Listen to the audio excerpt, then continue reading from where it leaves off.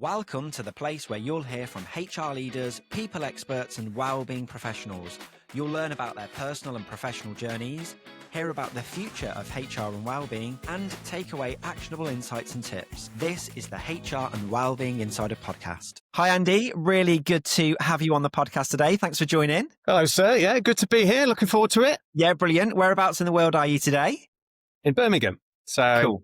our office is, based in Brum, apart from the main business that we'll talk about today, which is over in Toronto. Super exciting. So to kick off, give us and give our listeners a little bit about you and what you do, first of all. So I have been, in work for 33 years, not that I'm counting. First half of my career was working across various insurance companies. And the second half of my career started in 2008 when we set up Curium Solutions, which is a business transformation consultancy. And we help businesses do what it says on the tin, transform with a very strong people lens to it. So really focused on mindset and behavioural kind of shifts and change to make those things happen.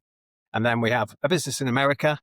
And then we have another business in Canada called Work Time Revolution, which I'm sure we'll talk about today. And we co-founded that with Joe and Grace, and I'm one of the directors of that business as well. Exciting. And a bit of a cheesy question, but why do you do what you do? What's your passion? What got you to where you are now? Yeah, so curiosity, I think it's an overused word, but I get bored easily. So it's a better word than saying I get bored easily. So I can move around. And also just people, I'm a big believer, young kids, team sports, big believer in putting people first and people being the power, which is really pertinent in today's world of AI that's coming down the road. So not sure if we'll get into AI, but my quick summary would be AI will become the commodity and people will become the superpower. Anyway, Yeah, there you go. exciting. Yeah, exciting. And in terms of, you talked about having a people lens there in business, and you talk about on LinkedIn and on the website about culture and capability a lot. Yeah. What are the biggest challenges with workplace culture today? And how can leaders fix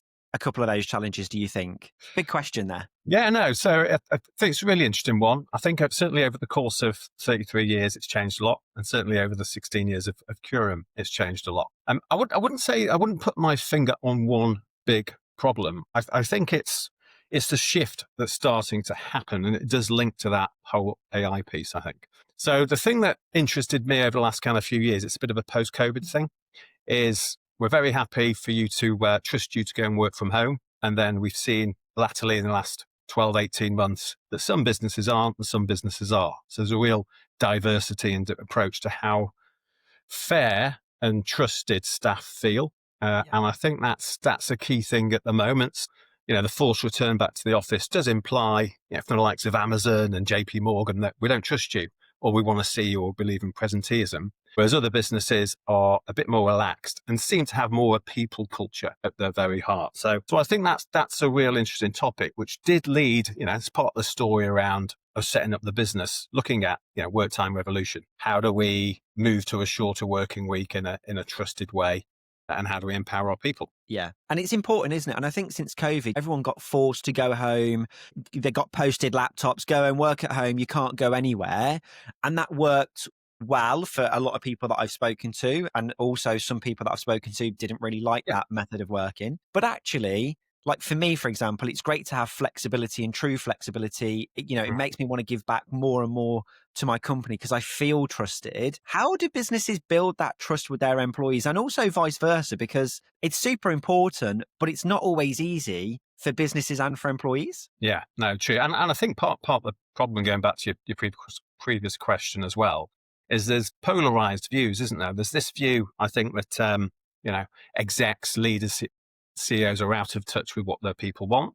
That's one extreme view.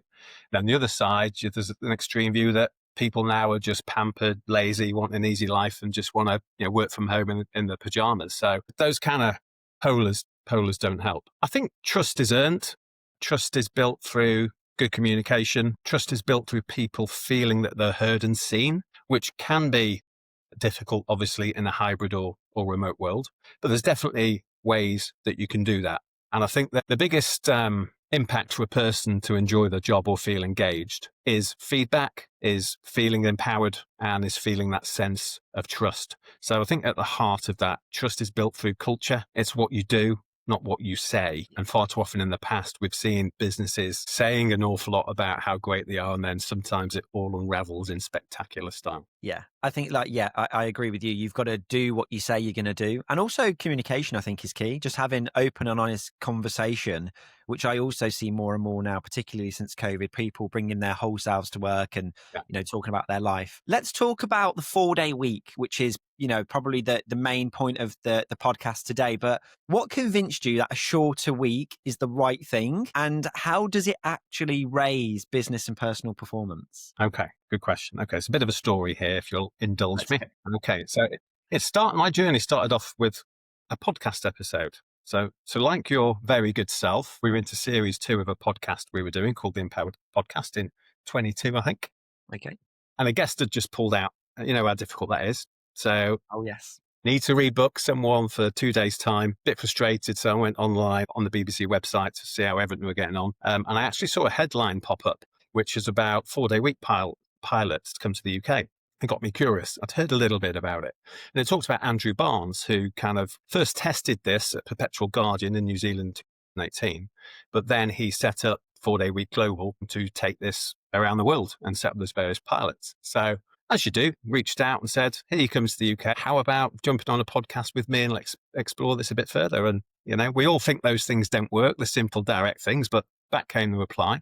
And a couple of days later, there we were recording a fantastic episode. And it was of particular interest to me because we do a lot of operational change and a lot of mindset change. Okay. So anyway, that kind of got me my curiosity going. And I won't tell you all the stories, it'd take too long, but fast forward to November 22, I met with Joe O'Connor, who had been the CEO of 4-day week global, and we shook hands on setting up work time reduction, which has now become work time revolution, to help businesses transition to a shorter working week. And I'll explain that name change a bit later on, probably in one of the questions. So I got convinced that this is something that I thought was going to happen. And there's probably 4 really compelling reasons that convinced me, Paul, when I thought about the work I'd done in the past. My final proper job before consultancy was as the chief operating officer for Legal & General Insurance Company. And I realized that, when I thought about it, the opportunity to work shorter and smarter is buried under the rubble of 4 things. Number 1, poorly managed and unnecessary meetings. I'm sure we can all resonate with that. Oh, yes. A world of constant distractions and interruptions. So, I don't know if you've read Johan Hari's book, Stolen Focus, but there's a study in there that said even a simple text message can disrupt you, and it takes you 23 minutes to get back to that same level of concentration. So that, and then, poor use of technology, which I think we can all resonate with, outdated and inefficient processes. Kind of got that. So there's so much waste out there. Part of Andrew's hypothesis that led him to piloting the 4-day week in his own company was he realized, I read a Harvard study, I think, that suggested people are really only productive for 2 hours and 45 minutes a day. Wow. So he wondered, God bless him, great thing to wonder, if I could give my team something back, could that make us more productive? And that's when he went back to his board and said, right, we're gonna go to 4 days, not 5. See how that motivates the team. We'll pilot it. And he realized all he needed was an extra 45 minutes productivity to balance out the equation. Of course, he got more than that, which is where the whole thing came from.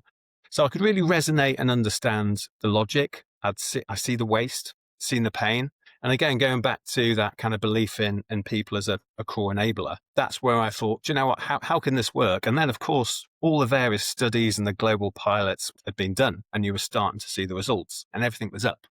Wellbeing, burnout down, turnover of staff down, absenteeism down, productivity at least as good, if not better, and similar profitability. So I think, the evidence was certainly there. And then as we kind of got to do it, started talking to customers, it's definitely not something that interests everyone because it's so counterintuitive, paying someone exactly the same to work 80% of the time in return for 100% the output. I've had a few pens thrown on the tables when I've introduced it as a discussion, certainly. But it's one of those, we've got to do something different in this world. People want more flexibility. Employers need a better employee value proposition. And I do think, as I'm gone on this journey, that this could be a real strategic tool for CEOs to unlock digital transformation in what's going to be an AI age.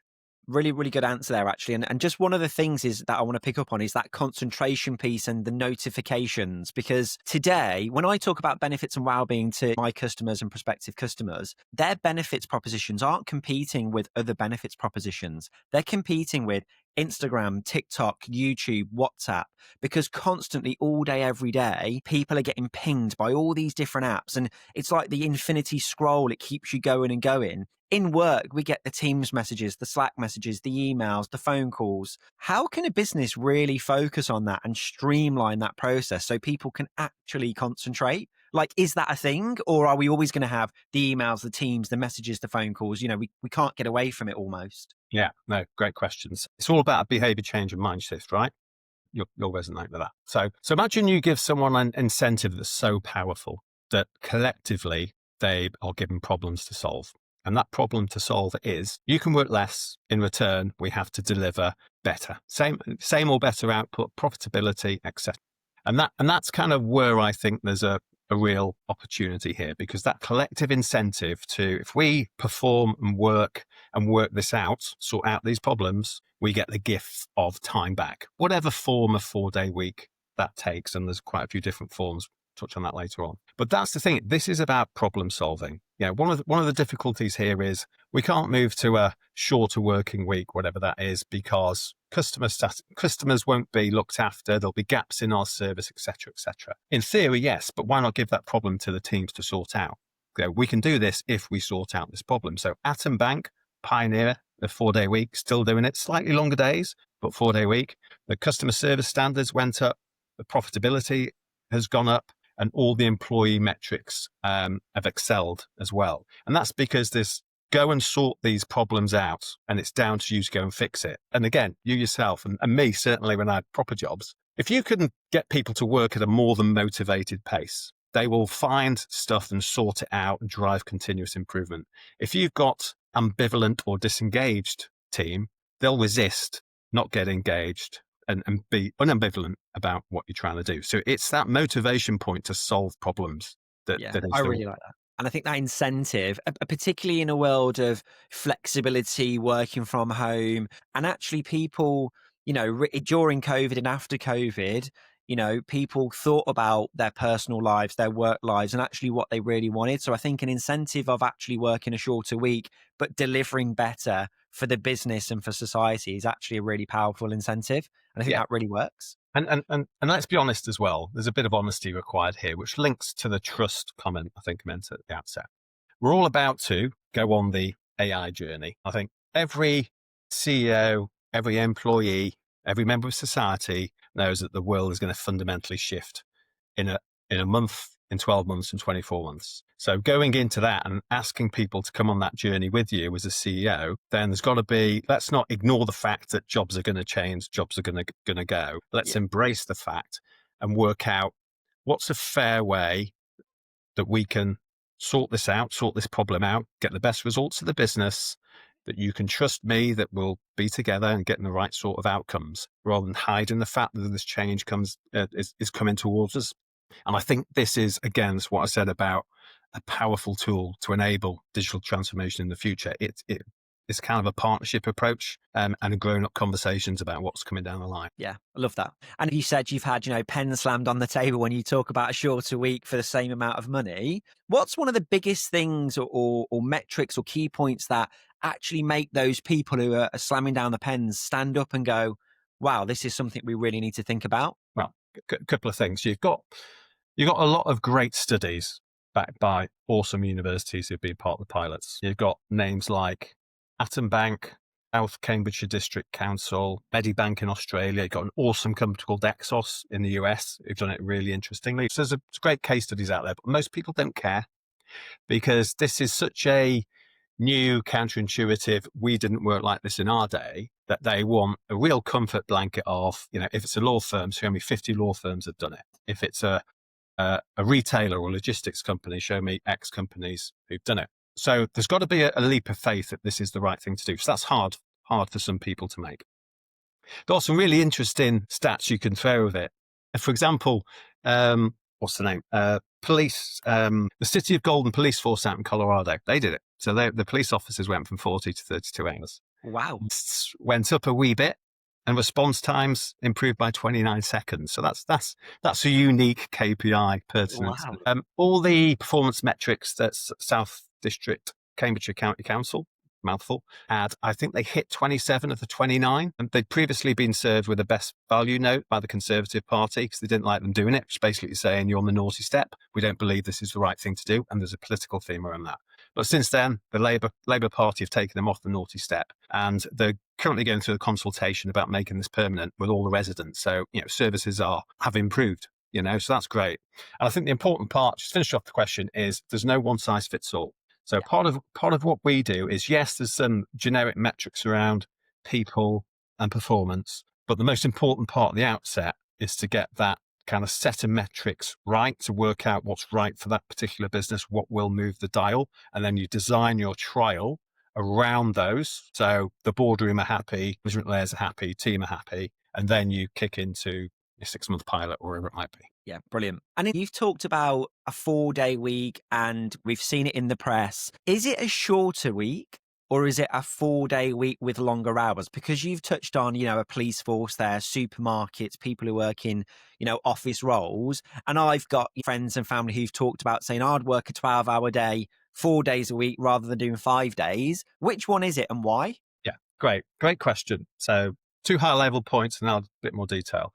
So first off, the idea of a shorter working week is that you reduce hours. You reduce hours, maintain pay, and on the expectation that output is maintained and often improves. So that's strictly what it is. Condensed working, which is where you squeeze everything together, is another variant. However, the challenges with that is, and you'll know this, the longer you work, the more performance declines and the recovery is harder to come back from. Places like, I think it was Asda and Morrison's trialled condensed hours and it didn't work. Didn't get the outcomes. There's less of an incentive. This incentive of reduced work time. So let's give a couple of examples. There's 4-day week, which is say 32 hours rather than 40. So it's only 4 days you work. There's 4-day week with slightly longer days, such as Atom Bank. They do 8.5. I think they now do 37 and a half. They went from 37.5 hours down to 34, but 34 was spread over 4 days. You've got a 9-day fortnight. So as part of their collective bargaining, Lamborghini have moved their teams to a 9-day fortnight. And some companies do summer Fridays and that sort of thing. So there's kind of lots of different models at play. But I would say condensing is a challenge to work because it doesn't really address the recovery aspects, the burnout, the well-being, and it's less of an incentive for people. They're not getting anything back.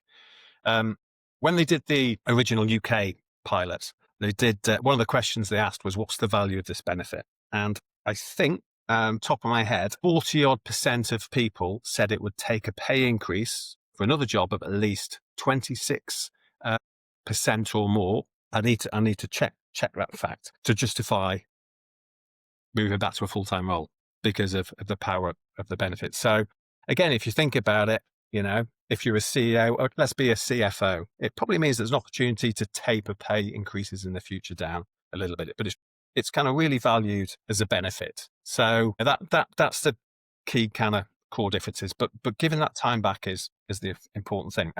And again, from a business case perspective, what would you put into a business case is often the other question. So again, this incentive, it will drive innovation and process improvements because people are trying to solve the problems so they can make sure they continue to earn the benefit. Yeah. Productivity goes up and there's more accountability. People work at more of a motivated pace. You get through cost savings. For example, meetings is a great one.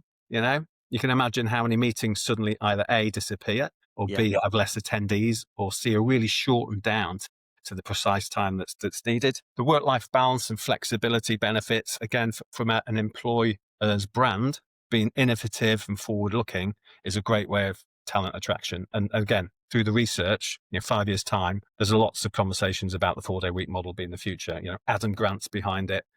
Bill Gates has talked about a 2-day week. I think that's a step too far in my lifetime. And then just the general kind of health benefits of less sickness and all that kind of good stuff. So there's a lot of good things about it. Of course, I think we've touched on some of the things that have to be worked through, such as, some people can't squeeze all the work in, maybe. I think Atom Bank found 91% of people could, but there's still an element who can't. You need extra support. and then the perceptions and the customer service gaps that kind of just need to be worked through. But just to finish off this question, I'll give you one example. I mentioned Exos. So there's a lady called Sarah, I think she'll be my Ross O'Hagan, I think it is, CEO of Exos. It's a performance coaching business out in America, big one, thousands of employees. Don't know if you've heard of them. Anyway, they do loads of coaching and stuff, which we can all resonate with, I'm sure your audience can. And they kind of fundamentally redesigned the organizational ways of working. She's a great believer, obviously, in recovery. That's what performance coaching is all about, is recovery. So they redesigned their work week. So 2 days a week, I think it was Tuesdays and Thursdays, were focused on heavy meeting, heavy work. Mondays and Wednesdays were focused around self-work or one-to-ones or customer one-to-ones. And then they had a wonderful term, you do Friday. So Friday was up to you. Yeah, it's your day. And they found that 70% or so of people worked on a Friday at some point. But the results they got, the sales pipeline increased. I think burnout went down from 70% to 35%. And the business performance really, really kind of flew. If done well, if really thought about, then you can see the power of this thing. But it's a culture. It's a culture change program as much as anything else. Yeah, really good stats there. And those metrics and the data really can help drive that decision making. But you also talk about behavior change quite a bit. And it's a big change. It's a big behavior change. So what are some of the biggest sort of challenges that you've had when it comes to behavior change? And how have you helped shift the needle on that? Because that's a big one, particularly when you're talking about paying people the same amount of money and asking them to work a shorter week. Yeah. So again, go back to the caveat. This definitely isn't for everyone at this moment in time. I'd say 1 in 5, maybe not even that much conversations when introduced go, people are curious about it. So it really only appeals to businesses at the moment, or leaders at the moment. Let's talk about leaders on the businesses who understand that their people are really, really important in their future success. And the whole culture element is part of that. So if there isn't a high level of people metrics on their kind of dashboards, then it's unlikely to appeal to that sort of organization. And in any kind of negotiation or collaboration, you kind of got the logical side and the data side, which, there's plenty of reference points for that now. And there's plenty of case studies around most sectors. Even a fish and chip shop has been through the 4-day week in one of the pilot cohorts, believe it or not. So there's plenty of examples out there, but there's plenty of, I don't think it would work here. Lawyers who are renowned for measuring time in 6 minutes units really, really do struggle with it. But there's a couple of law firms out in Canada who've successfully adopted it, the Ross firm and Law, I think they are. So there are examples anyway, but the whole thing is about that kind of mindset shift. And that's fortunately what we spend a lot of our core business at Curium doing, help companies and people to see things a little bit differently. And that's kind of helping to look at the story of, past, present and future. And if you now start to talk to larger organizations, as I am now, we've got a couple of large ones in flight in the pipeline. They're looking to that 3 to 5 year picture of what does employment look like? What will employees want? How do we get graduates or more junior members of the team into jobs here? And you can't ignore the fact that workplace benefits, flexibility is high up there. So I'd say it remains a selective crowd at the moment, but I think it will start to become mainstream. And I think you're starting to see that in some of the reports and research that's ongoing. Yesterday, I was on a similar call with Birmingham University, who are doing a big bit of research on this to try and pull all the various data points together to give it that evidence that might enable more mass adoption, hopefully in the future. Yeah. And also, we know AI is coming, right? So really good answer. So a bit of an off-the-cuff question here, Andy. So this wasn't in our pre-call, but in terms of AI, you talked about jobs changing, which is definitely happening, maybe some jobs going. Do you think AI is really going to drive the 4-day working week moving forward? Do you think it's going to have a really big impact on it? It's probably 2 elements to that. Firstly, the macro element, the high level one.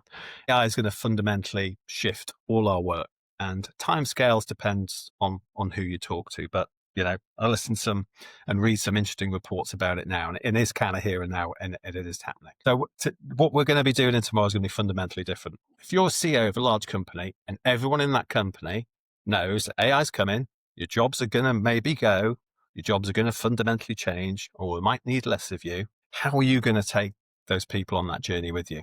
It's got to be an incentive that's fair It's got to have an element of trust about the adult conversation. So I think it's going to be an invaluable tool that will help companies get that collective buy-in in some circumstances. So I think the kind of the collective shift is definitely there at a macro level. At a kind of more local level, I guess, as everything, that no one size fits all approach applies, and it's going to be individual kind of circumstances, but it will be and is a source of competitive advantage from a talent kind of perspective. And I think it will become more the norm. Yeah. And in terms of traction with the 4-day working week, there was quite a bit of news and social presence with it not too long ago. But I mean, I must admit, I haven't seen much about the 4-day working week recently in the press and, on LinkedIn, the good old LinkedIn. Is it gaining traction still, or has it slowed down?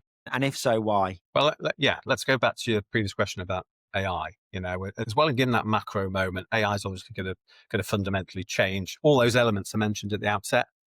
Meeting distractions, length of meetings, rate up of meetings, the process element for sure. So AI is definitely part of the narrative now, but the narrative has changed to that. So I think we're going from human intelligence to artificial intelligence. So that's the shiny thing at the moment. So you're right. It's this kind of whole topic of reducing work time is not as prevalent as was when all the pilots were coming out. However, we've got to work out the equation and the problem to how we're going to get everyone to buy into this. We're going to need less time in the future, less people in the future. So that's where I go back to my point. I think this will be a really smart enabler for many CEOs out there to have that collective incentive for their team. So that's part of the reason why I think it's come out of headlines. Okay. Just to touch a little bit on the business we have in Canada. So we set up as Work Time Reduction, and we recently rebranded as Work Time Revolution. And Okay. the core reason for that was work time reduction was viewed by some business leaders as a one-sided equation. So we reduce work time, the team benefit. So what? So ignoring the kind of the stats and the research. The reason we've rebranded as Work Time Revolution is because work is being revolutionized as we speak. So all of a sudden, this is about enabling a future of work that taps into what's important to people. So that flexibility. What's important is to adopt AI so you don't kind of fall behind. And then from an employer's perspective, they need teams to buy into and come on this journey. So that's why we've done that subtle, I think it's only 1 or 2 letter change Yeah. for the name, but it's a really important one for the present time and the future now, I think, because I think we all understand this is probably the biggest change I'm certainly going to have gone through in my 50 plus years Yeah, being yeah. on the planet. Absolutely. And I think that's great because you've just shown there, the adaptability and actually meeting people where they're at. And that is, a simple thing, but it's really important. And work really is changing, and it really is being revolutionized with technology, with well-being, with culture. So if we've got people listening to this today who are thinking, do you know what?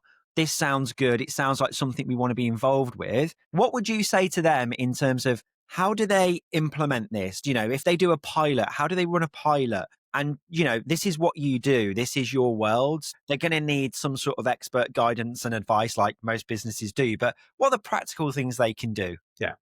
First off, get listening to me. I've got a little quote here from Mark Mully.